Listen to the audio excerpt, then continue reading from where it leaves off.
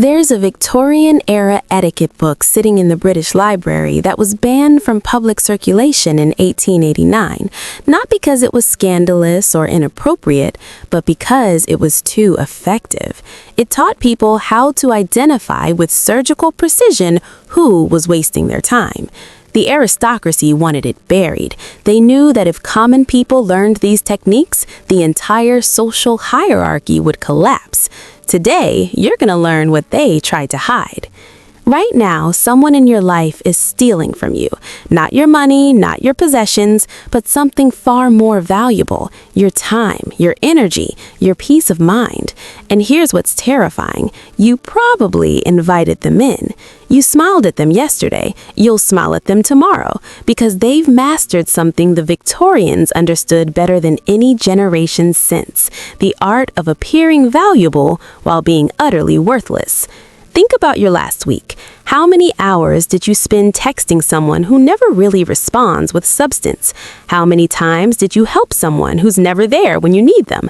How many conversations left you feeling drained, confused, or somehow smaller than when they started? The Victorians had a phrase for this: the courtesy tax. It's what you pay when you're too polite to recognize a parasite. In 1873, a London social observer named Lady Charlotte Pemberton wrote something haunting in her private diary. She said most people spend their entire lives feeding peacocks who produce no eggs. She was describing the exact phenomenon you're experiencing right now in your Instagram DMs, your workplace, your family gatherings. People who take up enormous space, demand constant attention, create spectacular drama, but contribute absolutely nothing of value to your life. But here's where it gets fascinating. The Victorians weren't just complaining about this problem, they solved it. They developed a sophisticated system of social signals, tests, and observations that could identify time wasters within minutes of meeting them, not through rudeness or confrontation, but through elegant, invisible assessment. They turned human evaluation into a science. And we desperately need this science today because modern life has made us worse at this than any generation in history. Social media trains us to tolerate breadcrumbs of attention. Corporate culture teaches us that every relationship is networking. Self-help gurus tell us to see the best in everyone. We've been programmed to ignore our instincts, to override our better judgment, to give endless chances to people who demonstrated their unworthiness in the first 5 minutes. The Victorians would be horrified at how we live, not because we're less moral, but because we're less discerning. We've confused kindness with stupidity. We've mistaken boundaries for coldness. We've forgotten that your time is the only non-renewable resource you have, and treating it carelessly is the ultimate form of self-betrayal. So let me share with you the 5 Victorian principles for recognizing who doesn't deserve your time. These aren't personality tests or pop psychology. These are battle-tested observations from a society that took human character seriously, that understood social dynamics were a matter of survival, not just for comfort. The first principle they called the Peacock's paradox.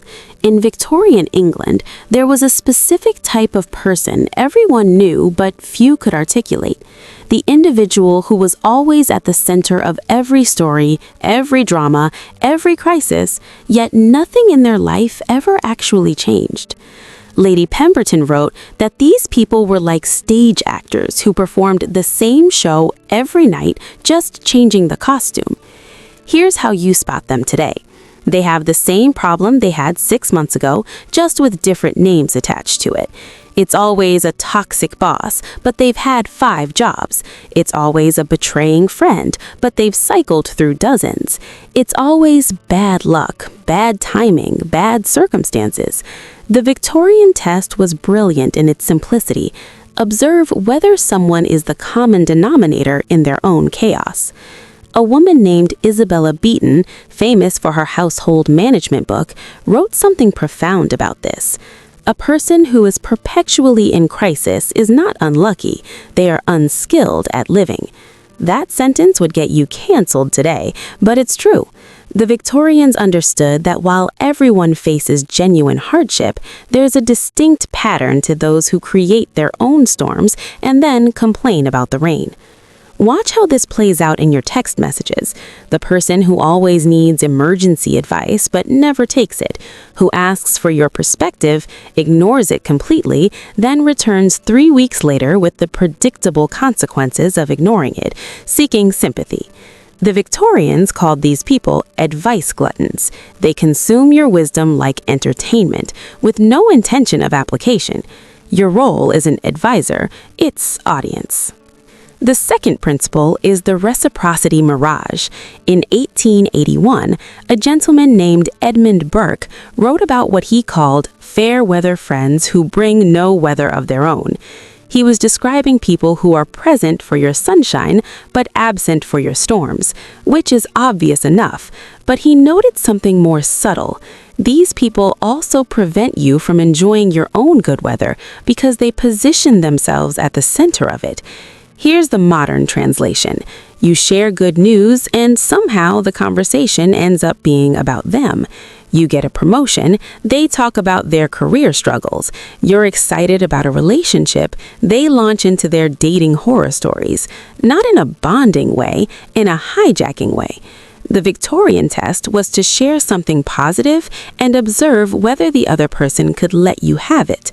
Lady Charlotte described this perfectly. The truest mark of a generous spirit is the ability to celebrate another's fortune without mention of one's own circumstance. This is incredibly rare. Most people can't do it. They're not necessarily malicious, they're just so absorbed in their own narrative that they can't step out of it even for 60 seconds. But here's the part we miss. This isn't just about them being self-centered. It's about the fundamental inequality of the relationship. The Victorians understood that healthy relationships require balanced energy exchange. If you're always the one providing support, attention, enthusiasm, advice, and getting very little back, you're not in a relationship. You're in a subscription service where you're the product. The third principle they called the courtesy vampire. This is perhaps the most dangerous because it exploits your virtues. These are people who weaponize your politeness, your compassion, your desire to be understanding. Lord Chesterfield wrote extensively about individuals who use social obligation as a trap, who make requests they know you can't refuse without appearing unkind. In the modern context, this is the person who just needs 5 minutes that turns into an hour, who asks for a small favor that requires significant effort, who shares problems in a way that makes you feel responsible for solving them. The Victorians were crystal clear about this. If someone consistently makes you feel guilty for having boundaries, they're not respectful of your autonomy. They're farming your guilt. There was a specific test Victorian ladies used at social gatherings. They would politely decline a small request and observe the reaction. If the person accepted the decline gracefully, they were trustworthy. If they pushed back, guilted, or showed irritation, they were marked as someone who didn't respect boundaries. The decline wasn't the point. The reaction to the decline was everything. Think about how this applies to your life right now. Who are the people you can't say no to without extensive explanation, justification, or apology? Who makes you feel like you're being difficult when you're simply being protective of your time? The Victorians will tell you that's not a relationship, that's an extraction operation. The fourth principle is the evidence of follow-through. The Victorians were obsessed with what they called the gap between profession and practice. They understood that people reveal their true character not in what they say, but in the microscopic distance between their words and their actions. Samuel Smiles wrote that a person's word is either currency or counterfeit, and you determine which by whether it holds value in practical exchange. Here's how this manifests now. Someone constantly talks about getting together but never confirms plans. They say they value your friendship but vanish when they're in a relationship. They claim they're busy but somehow have time for activities that don't include you. The Victorians' approach was ruthlessly empirical. Ignore all statements of intention and observe only patterns of behavior over time. There was a particular phrase in Victorian correspondence. Your absence speaks volumes your letters cannot quiet. This was their way of saying that no amount of explanation can compensate for consistent failure to show up. And this is where we get fooled constantly today. We listen to people's apologies, their justifications, their promises of change. The Victorians would tell us we're being idiots. Stop listening to the words. Watch the feet. If someone consistently tells you how much you matter to them, but their behavior suggests you're an afterthought, the behavior is the truth. If someone says they're there for you but disappears when you actually need them, the disappearance is the truth. The Victorians developed an immunity to charming words because they'd seen too many elegant liars. They knew that reliability is the only measure of respect. The fifth and most sophisticated principle was the quality of their conflicts. This one's subtle. The Victorians noticed that you can tell everything about a person's character by how they handle disagreement and disappointment. Not whether they experience conflict, everyone does, but how they process and express it. Do they seek resolution or do they seek vindication? Do they want to understand or do they want to win? A Victorian social commentator named Sarah Ellis wrote, "Show me how a person treats those who've disappointed them, and I'll show you how they'll eventually treat everyone." This is profound, because everyone is charming to people who please them. The test of character is how someone behaves when they don't get their way, when they're frustrated, when they feel wronged. In your modern life, observe this carefully. When there's a misunderstanding or disagreement, does this person approach it with curiosity or accusation? Do they assume good intent or bad? Do they want to repair the connection or do they want to punish you for the transgression? The Victorians understood that people who immediately escalate, who go nuclear over minor issues, who can't disagree without being disagreeable, these people are showing you their baseline nature. Here's what's critical. They're not reacting to you, they're revealing themselves.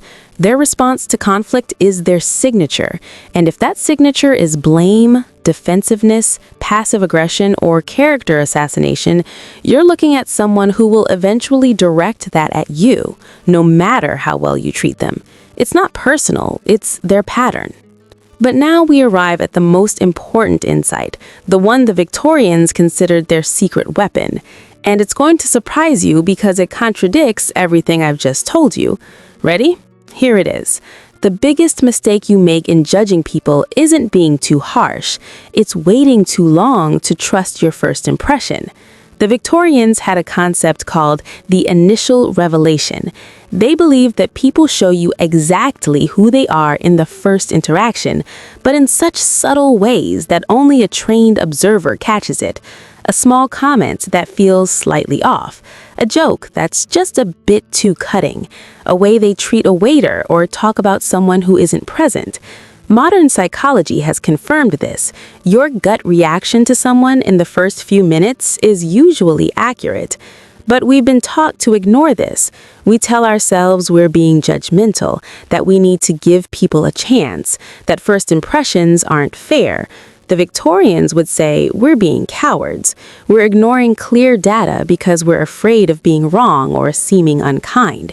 They developed the courage to trust their discernment immediately, to act on subtle signals, to not override their instincts with false generosity. So here's your protocol, your Victorian-inspired action plan for today, this week, this month. First, conduct an audit. Write down the names of everyone who occupies significant space in your life, your time, your thoughts. Next to each name, answer one question. Does this relationship add more than it costs? Be honest. Factor in emotional drainage, time investment, mental energy. The Victorians kept social ledgers like financial accounts. Second, identify one person who meets 3 or more of the 5 principles I've outlined. Someone who's the common denominator in chaos, who can't reciprocate celebration, who violates your boundaries, whose words don't match their actions, or who handles conflict destructively. Don't make excuses for them. Don't contextualize their behavior. Just observe the pattern. Third, and this is where the Victorians were ruthless, reduce your availability by half, not as punishment, but as preservation. Stop initiating, stop explaining, stop over-functioning in the relationship. The Victorians called this the withdrawal test. You pull back your energy and observe what happens.